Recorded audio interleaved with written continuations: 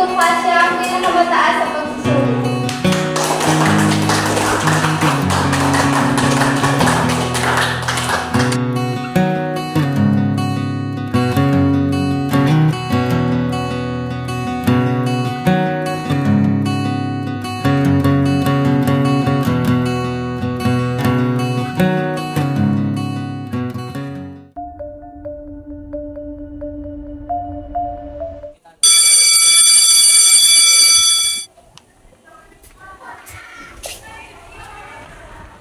Lucas, pwede ka ba mamaya?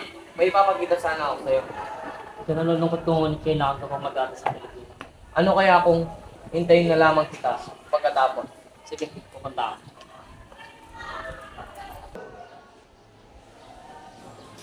Magandang hapon po, Ginoong Kalintuan. Magandang hapon. Papaalala ko lamang sa inyo na magkakaroon tayo magsusulit bukas. Sino ba sa inyo ang babagsak? Lagot kayo sa akin. Sige, simulan na natin ang paksakan.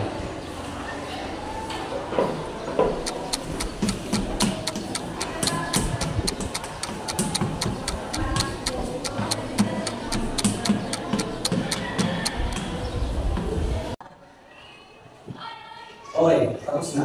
Maaari na kayo umuwi. Magandang hapon po, Ginoong Kalintuan.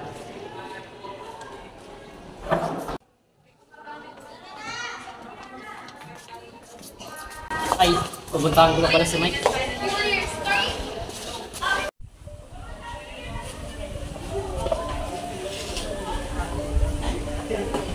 Dustin, nandito ka pala. Mike, ano ipapakita mo? Subukan mo ito. Pangako, mawawala ang iyong problema. Alam namin na hihirapan ka na sa pag-aaral mo. Kung ako ikaw, subukan mo na ikaw. Sige, subukan mo.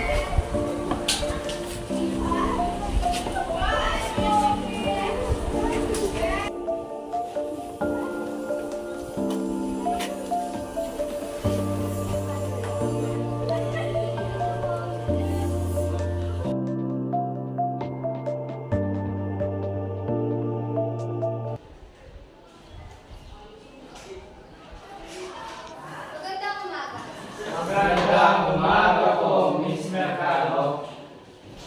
Magkakaroon tayo ng recitation patungkol sa pinag-aralan natin last time. Lucas, tumayo ka. Anong ibig sabihin ng anti-gaussy? Lucas? Ma'am. Anong nangyayari sa'yo? Parang wala ka sa sarili mo. Okay, Maynard, ano ang sagot? Anti-violence against women and their children. Tama, mahusay yung sagot. Next question.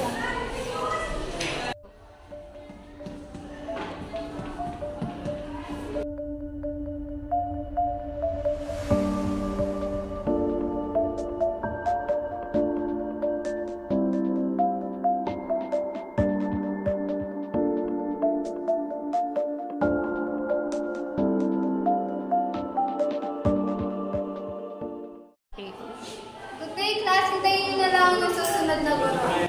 Good day, ma'am. Magandang umaga. Magandang umaga po, Mr. Kalintuan. Okay, pagsusulit mo na ngayon.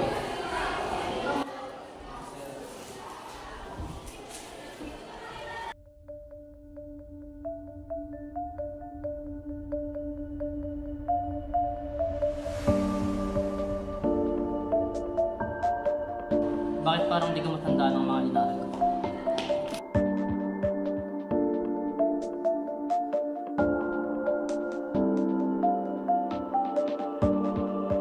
Tapos na ang iyong 20 minuto.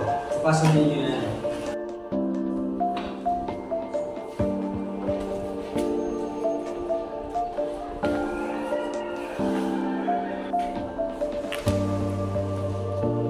Bakit parang baba naman natin yung Lucas?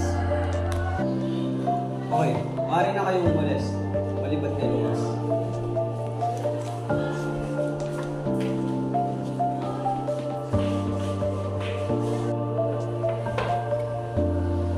Lucas, ano ito?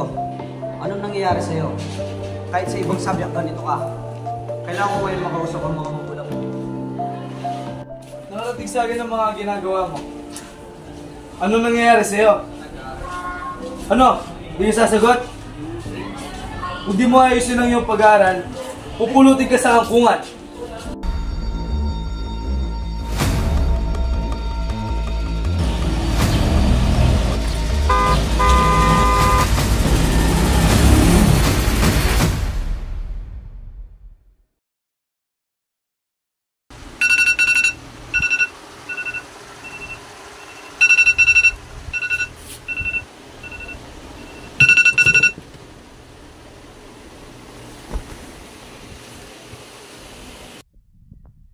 Panaginip lang. Siguro mas makakabuting huwag ko nang subukan ng pinagbabawal na gamot na yan.